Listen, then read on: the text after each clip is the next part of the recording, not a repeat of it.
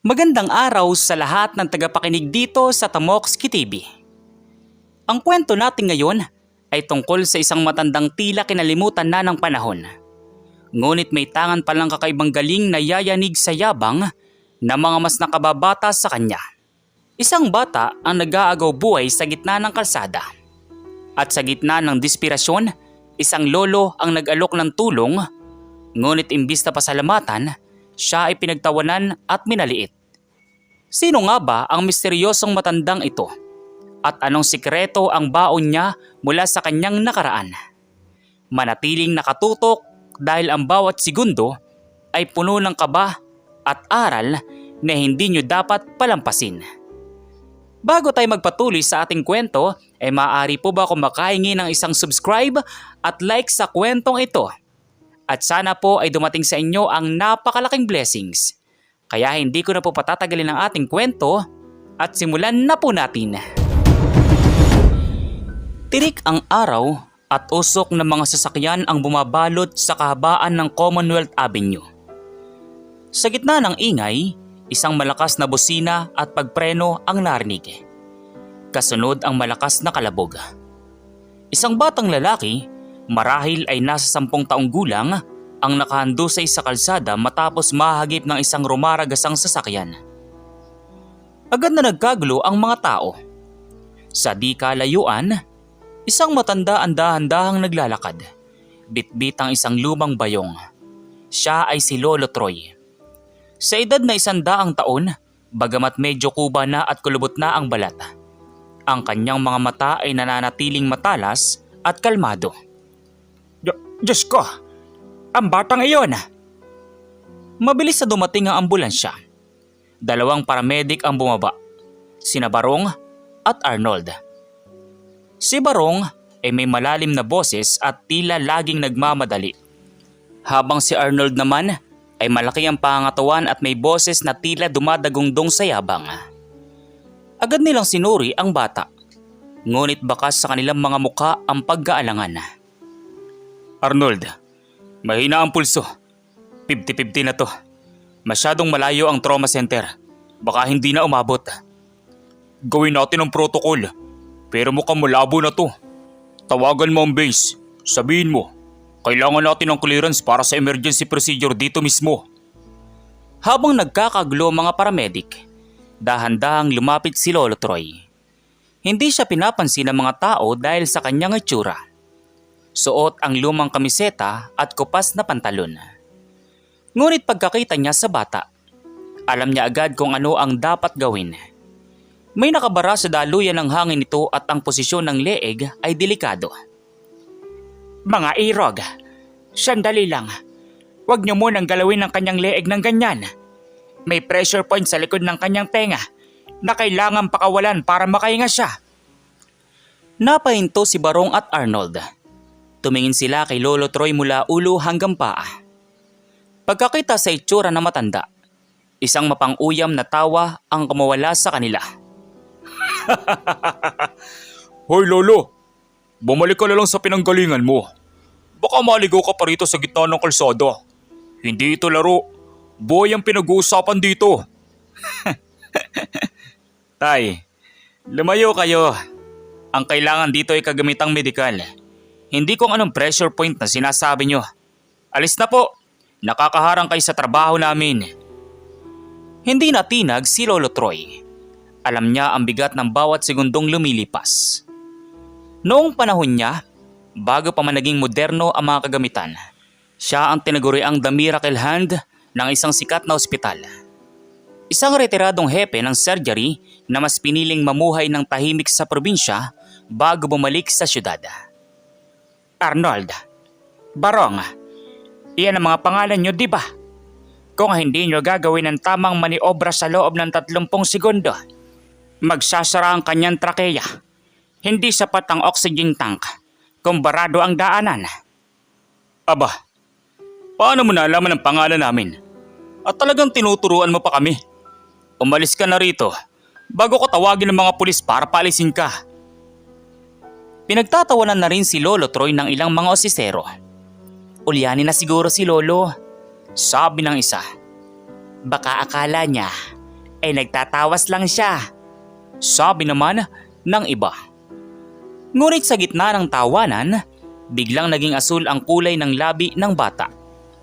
Tumigil ito sa paggalaw at ang monitor na kinabit ni Barong ay nagsimulang tumunog ng mahaba at nakatutulig na tunog. Arnold, nawawala na tayo ng senyales. Flatline na! Naku, gamit na tayo ng defibrillator. Dali! Huwag! Mapuputok ang kanyang ugat sa puso dahil sa kondisyon ng kanyang chest trauma. Hayaan niyo ako! Sa isang hindi inaasahang bilis, lumusot si Lolo Troy sa ilalim ng braso ni Arnold. Ang kanyang mga kamay na akala mo ay nanginginig dahil sa katandaan ay naging matatag at direkta. May kinuha siyang isang manipis at malinis na silver pin mula sa loob ng kanyang lumang pitaka. Isang gamit na laging dala ng mga doktor noon para sa mga emergency acupuncture finds. Hoy! Anong gagawin mo? Pulis! Hulin niyo matandang ito!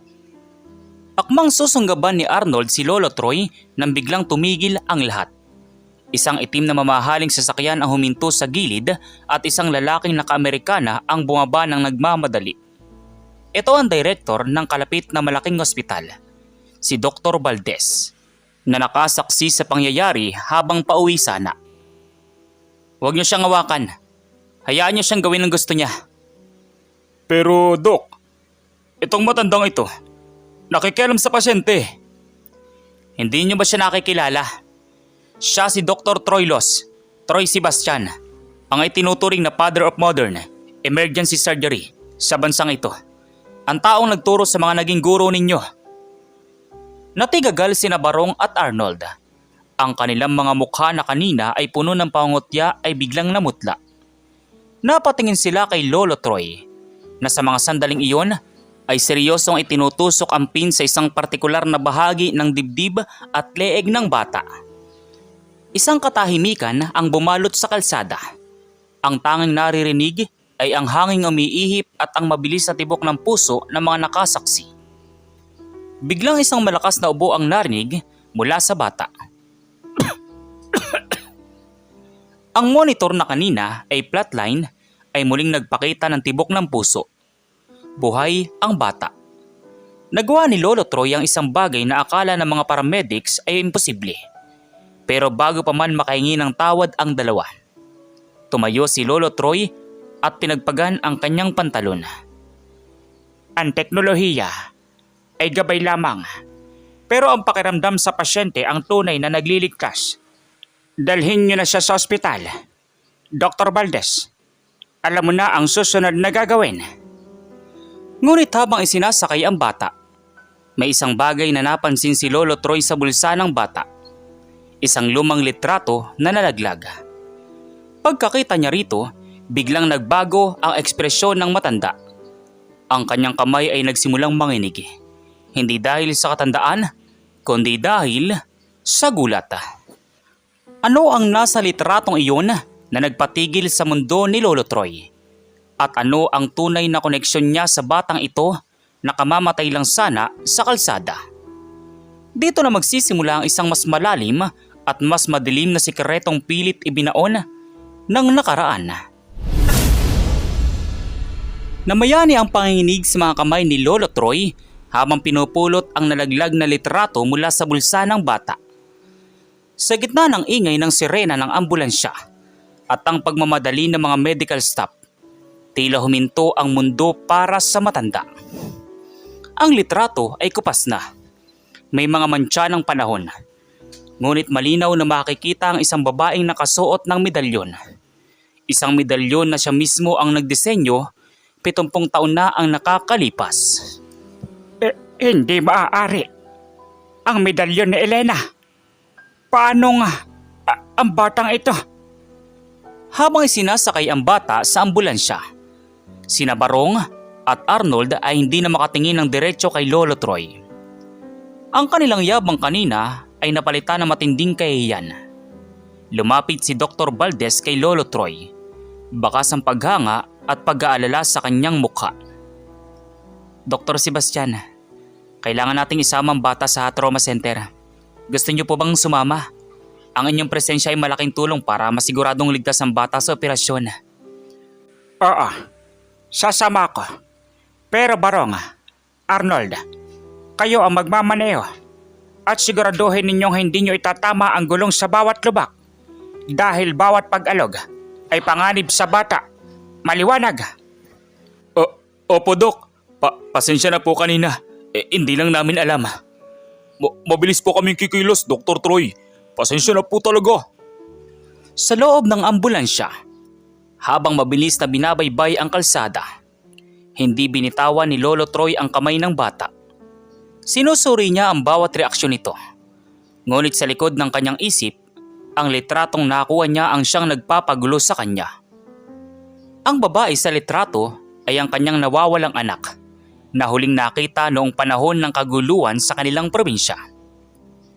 Biglang bumukas sa mga mata ng bata sa gitna ng biyahe. Hirap itong magsalita, ngunit pilit itong may gustong sabihin. Lolo, ang nanay ko, iligtas niyo po. Huwag ka magsalita, Irog. Magpahinga ka lang. Nandito ako. Hindi kita pababayaan. Pagdating sa ospital, mabilis na dinala ang bata sa emergency room. Ngunit bago pa man sila makapasok, isang grupo ng mga lalaking nakaitim ang humarang sa pintuan. Ang kanilang mga tindig ay tila hindi mga ordinaryong tao. Ang pinuno nila, isang lalaking may malaking pilat sa muka at tumingin ng masama kay Lolo Troy. Saan nyo dadali ng batang yan? Ibigay nyo sa amin. Kami ang pamilya niya. Nagtaka si Dr. Valdez. Ayon sa report, ang bata ay walang kasama nang mahagip sa kalsada. Agad na umarang si Arnold gamit ang kanyang malaking pangatawan. Teka lang, hindi basta-basta pwedeng ilabas ng pasyente. Nasa critical na kondisyon siya. Wala kaming pakialam sa kondisyon niya. Utos ito na nakakataas. Ibigay niyo ang bata o magkakagulo rito. Habang nagkakaroon ng tensyon sa hallway ng ospital, si Lolo Troy ay nanatiling kalmado. Tinitigan niya ang lalaking may pilat. Sa isang tingin pa lang, alam ni Lolo Troy na ang mga taong ito ay hindi pamilya ng bata. May mali. May mas malalim na dahilan kung bakit nila hinahabol ang bata. Barong, Arnold, ipasok ang bata sa loob. Ngayon na! Pero Dok, may mga armas sila. Gawin niyo ang sinasabi ko. Ako ang bahala rito. Sa gitna ng pagkalito, sinunod ni Barong at Arnold ang utos. Pilit nilang itinulak ang stretcher papasok sa ER. Ang lalaking may pilat ay akmang bubunot ng baril nang biglang hawakan ni Lolo Troy ang pulso nito. Sa isang mabilis at tumpak na pagpindot sa ugat, biglang binitawan ng lalaki ang kanyang baril at napaluhod sa sakit. Anong ginawa mo sa akin, matanda? Isang simpleng pressure point para sa mga taong walang galang sa loob ng ospital. Umalis kayo rito bago ko tuluyang parilasain ng buong braso mo. Nagulat ang mga kasama ng lalaking may pilat. Hindi nila akalain na ang isang 100 taong gulang na lolo ay may ganitong lakas at bilis. Sa takot na baka may dumating pang mga pulis, mabilis silang nagpulasan palabas ng ospital. Ngunit nag-iwan sila ng isang banta. Hindi pa tayo tapos, matanda. Hindi nyo alam kung sino ang kinakalaban nyo. Nang makaalis ang mga lalaki, huminga ng malalim si Lolo Troy. Lumingon siya kay Dr. Valdez na kanina pa nakatulala. Dr. Sebastian, sino ba ang batang iyon? Bakit may mga armadong tao na mahabol sa kanya? Hindi ko pa alam, Valdez. Pero ang alam ko, ang batang ito, ang tanging susi ko sa nakaraan ko. Kailangan nating simulan ng operasyon. Ngayon din. Pumasok sila sa operating room. Habang naghahanda, tinanggal ni Lolo Troy ang kanyang lumang kamiseta at nagsuot ng surgical scrub. Sa kabila ng kanyang edad, ang kanyang mga kamay ay hindi na nanginginig. Sa loob ng silid, sina Barong at Arnold ay nanonood mula sa observation deck. Hindi makapaniwala na ang matandang pinagtawanan nila sa kalsada ay ang siyang magsasagawa ng isang napakaselang operasyon. Ngunit habang binubuksan ang surgical kit, isang nurse ang pumasok na hingal na hingal. Dok, may problema. Ang supply ng kuryente sa wing ay biglang naputol. Pati ang backup generator. Sinabutahe. Dumilim ang buong paligid. Ang tanging liwanag ay mula sa ilang flashlight. Sa gitna ng dilim, narinig ang mahinang tawa ni Lolo Troy. Isang tawang puno ng kumpiyansa. Barong, Arnold, baba kayo rito. Dalhin nyo ang lahat ng flashlight ng ambulansya ninyo.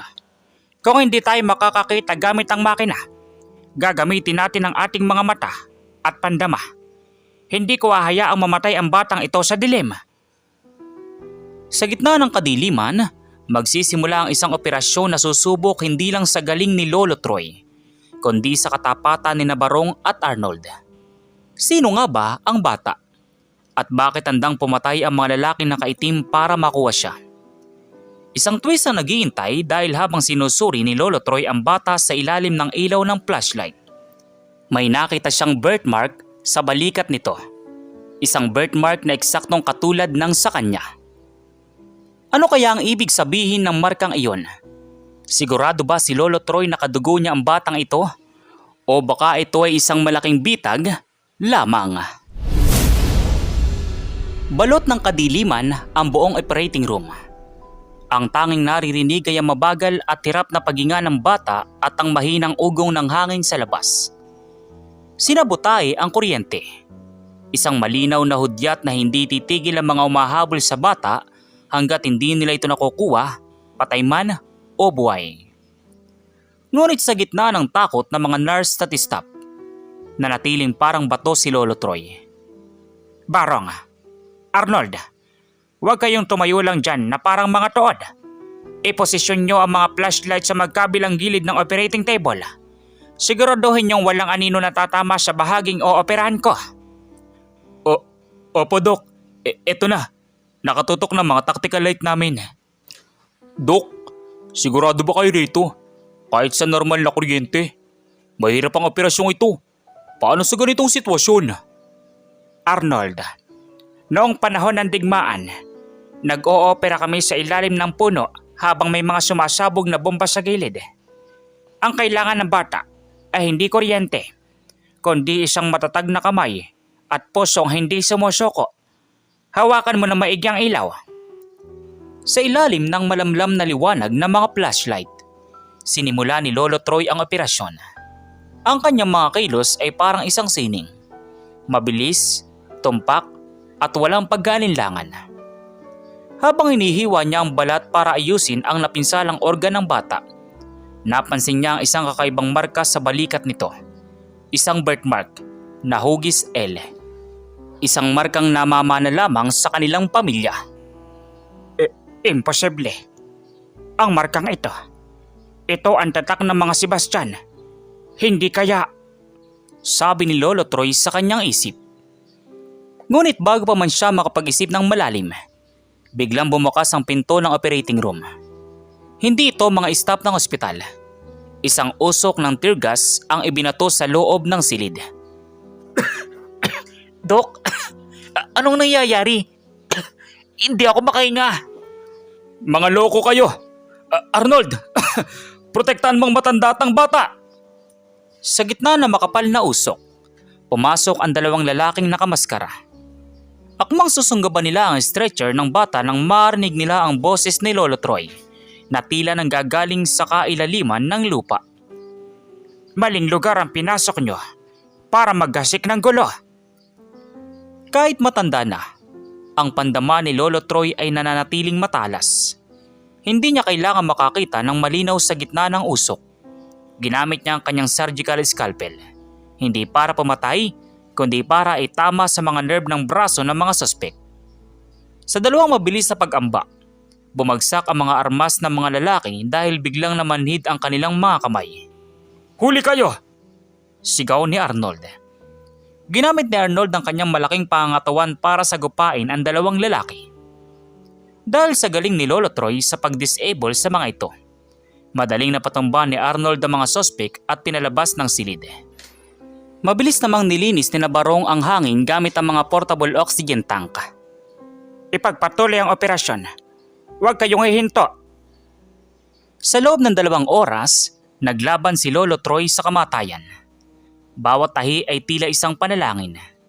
Hanggang sa wakas, ang monitor na pinapatakbo ng battery backup ay nagpakita ng normal na rhythm. Tagumpay! Tagumpay ang operasyon, Dr. Sebastian. Kayo na ang pinakamagaling na doktor na nakilala ko sa buong buhay ko. Namamanghang sabi ni Dr. Valdez. Paglabas nila ng operating room, sinalubong sila ng mga pulis na tinawagan ni Dr. Valdez. Ngunit si Lolo Troy ay tila walang naririnig. Lumapit siya kay Barong at Arnold na ngayon ay puno ng galang sa kanya. Barong, Arnold, salamat sa inyong tulong. Ngunit kailangan kong malaman kung sino ang nagdala sa batang iyon sa kalsada bago siya nagip. May kakaiba sa kwentong ito. Dok, chinik namin ang dashcam ng ambulansya habang naghihintay kami kanina. Bago magip ang bata, parang may nagtulok sa kanya mula sa isang itim na van. At Dok, may nakuha kaming papel mula sa isa sa mga lalaking sumugod sa loob kanina. Isang listahan ito ng mga pangalan. At ang pangalan nyo, Dr. Troilo Sebastian, ay nasa tuktok ng listahan. Nanlamig si Lolo Troy. Hindi ito isang simpleng aksidente.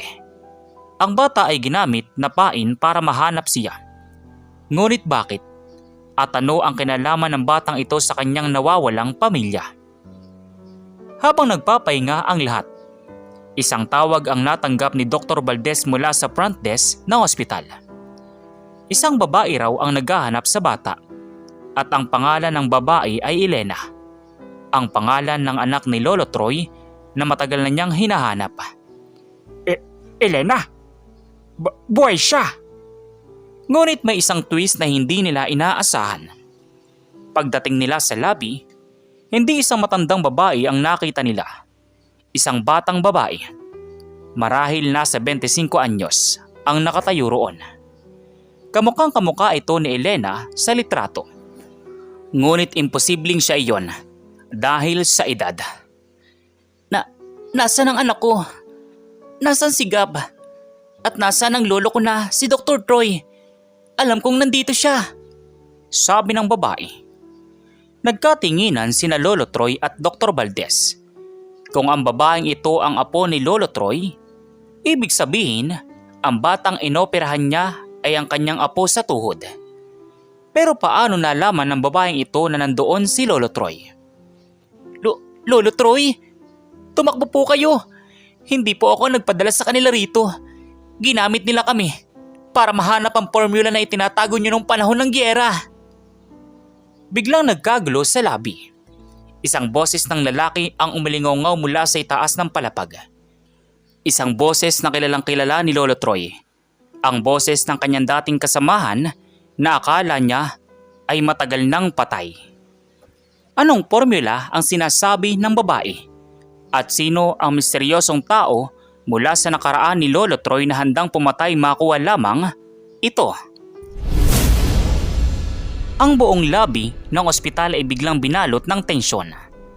Ang boses na narinig ni Lolo Troy ay tila nang galing sa ukay. Malamig, mayabang, at puno ng puot. Mula sa itaas na palapag, dahan-dahang bumaba ang isang lalaking naka-wheelchair. Ngunit kahit matanda na ito, baka sa kanyang mga mata ang bagsik. Siya si Dr. Faustino, ang dating assistant ni Lolo Troy noong panahon ng digmaan na inakalang namatay sa isang pagsabog. Troy, 100 taon na, pero tila hindi ka pa rin tumatanda. O baka naman, nagtagumpay ka sa formula ng buhay na ipinagkait mo sa akin noon. Faustina, akala ko inabaon na ang iyong kasakiman kasama ang mga guho ng lumang klinika. Bakit mo dinamay ang batang iyon? Bakit mo dinamay ang aking apo? Napahawak sa kanyang dibdib si Lolo Troy. Ang babaeng nagngangalang Elena, na apo pala ni Lolo Troy, ay agad na dinaluhong ng mga tauhan ni Faustino. Sina Barong at Arnold ay hindi alam ang gagawin. Gusto nilang lumaban, pero bawat kilos nila ay binabantayan ng mga armadong lalaki na nakatago sa mga anino ng labi. Ang batang iyon, si Gab, ang tanging paraan para lumabas ka sa pinagtataguan mo. Alam kong hindi mo hayaang mamatay ang huling dugong bughaw ng mga Sebastian. Ngayon, try. Nasaan ang notebook? Nasaan ang formula ng cellular regeneration? Dok, anong formulang sinasabi niya? Tao pa ba itong kausap natin? Barong, ang agham ay pwedeng maging lunas. Pero sa kamay ng maling tao, ito ay nagiging sumpa. Faustino, sinira ko na ang notebook na iyon. 70 taon na ang nakakalipas. Wala ka na makukuha sa akin. Sinira. Kilala kita, Troy. Masyado ka mapagmahal sa iyong mga natuklasan. Kung wala sa iyo notebook, nasa dugo mo ito. O mas maganda, nasa dugo ng batang iyon. Nakaka-opera mo lang. Nanlaki ang mga mata ni Arnold. Ngayon lang niya naintindihan kung bakit pinilit ni Faustino na makuha ang bata. Hindi lang ito pain. Ito ang test subject. Ang operasyong ginawa ni Lolo Troy kanina ay hindi lang pagliligtas ng buhay, kundi pagpapatunay na ang bata ay may kakayahang bumangon mula sa kamatayan dahil sa genetic line ng mga Sebastian. Hindi namin hahayaang makuha niyo ang bata. Barong, protektan mo ang pintuan ng ER. Sa kabila ng panganib, nagpakitang gilas sina Barong at Arnold. Ginamit nila ang kanilang mga medical stretcher bilang pananggalang at ang kanilang mga fire extinguisher para gumawa ng usok. Sa gitna ng gulo, hinawakan ni Lolo Troy ang kamay ng kanyang apo na si Elena. Elena, makinig ka sa akin. Dalhin mo ang susi na ito. Pumunta ka sa lumang simbahan sa Quiapo. Sa ilalim ng estatwa ng San Sebastian. Doon mo makikita ang katotohanan. Ako nang tatapos nito. Pero Lolo, paano kayo? Paano si Gab? Ang batang iyon ay Sebastian. Malakas siya. Ngayon, takbo!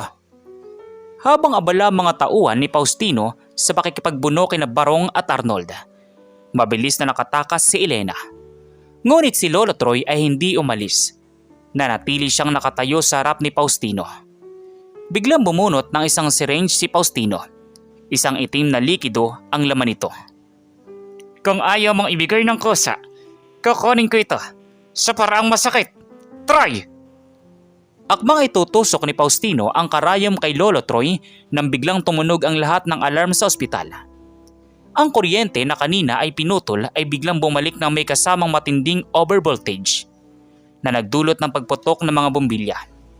Sa gitna ng liwanag at dilim, isang figura ang tumayo mula sa pintuan ng ER. Ito ang bata. Walang iba, kundi si Gab. Nakatayo ang bata, walang suot na pangitaas at makikita ang kanyang mga tahi na tila naghihilom na sa bilis na hindi maipaliwanag. Ang kanyang mga mata ay hindi na asul o itim. Ang mga ito ay nagliliyab sa ginto. Diyos ko, anong nangyayari sa bata? Dok, tingnan niyo, ang sugat niya. Nagsasara ng kusa. Napangiti si Lolo Troy, ngunit may halong lungkot. Alam niya na ang lihim na pilit niyang itinago ay lumabas na. Ang formula ay hindi isang papel. Ito ay isang mutation na ipinasa niya sa kanyang mga supling para sa kaligtasan. Ngunit ito rin ang magiging mitya ng kanilang panganib. Lolo, paalisin mo na sila. Masasaktan sila sa akin. Biglang naglabas ng baril ang pinuno ng mga lalaking nakaitim. Ang lalaking may pilat. Tinutok niya ito sa bata. Halimaw ka! Sigaw nito. Ngunit bago pa man niya makalabit ang gatilyo, mabilis na kumilos si Lolo Troy. Sa isang galaw na hindi akalain ng sinuman na magagawa ng isang daang taong gulang, naagaw niya ang baril at kinalas ito sa loob ng 3 segundo. Sabi ko sa inyo, huwag niyo kaming susubukan sa loob ng ospital na ito. Ngunit sa likod ng tagumpay na iyon, isang masamang balita ang dumating. Si Dr. Faustino ay may huling alas. Pinindot niya ang isang remote control sa kanyang wheelchair. Kung hindi mapapasa akin ng bata, wala makikinabang sa inyo. Ang buong basement ng ospital na ito ay may mga pampasabog. May 3 minuto para lumikas kayo. Nagkagulo ang lahat. Ang mga pasyente ay nagsisigawan. Sina Barong at Arnold ay agad na kumilos para ilikas sa mga tao. Ngunit si Lolo Troy ay nanatili sa tabi ni Faustino. Faustino, tapusin na natin ito. Gab, sumama ka kina Barong. Iligtas niyo ang mga pasyente. Tumanggi ang bata, ngunit tinawakan ni Arnold ang balikat nito. Tara na, bata. Magtiwala tayo kay Lolo Troy. Habang pababa ang lahat, naiwan si Lolo Troy at Faustino sa gitna ng tumitik-tik na bomba. Ngunit may isang twist na walang nakakaalam. Si Lolo Troy ay may hawak na ring remote. Isang remote na hindi para sa bomba, kundi para sa isang bagay na matagal na niyang inihanda sa loob ng ospital na iyon. Sino ang mabubuhay at sino ang magbubuwis ng buhay? Ano ang tunay na laman ng sekretong itinago ni Lolo Troy sa loob ng isang siglo? 3 minuto, iyan na lamang ang natitirang oras bago sumabog ang mga pampasabog na itinanim ni Faustino sa basement ng ospital. Nagkakagulo ang mga tao, nagtatakbuhan ng mga nurse at pilit na inilikas ni Barong at Arnold ang mga pasyente. Ngunit sa gitna na nagbabadyang panganib, ang lobby ay tila naging isang entablado ng nakaraan. Nakatayo si Lolo Troy sa tapat ng wheelchair ni Faustino. Bakit hindi ka pa tumatakbo? Takot ka bang mamatay? O takot ka mabuo ng iyong dakilang legacy sa abong ito? Faustino, ang legacy ay hindi sa papel o sa dugo. Ito ay nasa mga taong tinulungan nating mabuhay. Ang formula na hinahanap mo, hindi ito para sa immortalidad. Ito ay para sa mabilis sa paghilom ng mga sugat ng digmaan. Ngunit alam kong gagawin mo itong sandata. Sa labas ng ospital, pilit na pinipigilan ni Barong at Arnold si Gab. Ang bata ay gustong bumalik sa loob para sa kanyang lolo. Ang kanyang mga mata ay nagniningning pa rin sa kakaibang kulay ginto. Gab, wag. Utos ni Lolo Troy na iligtas ka namin.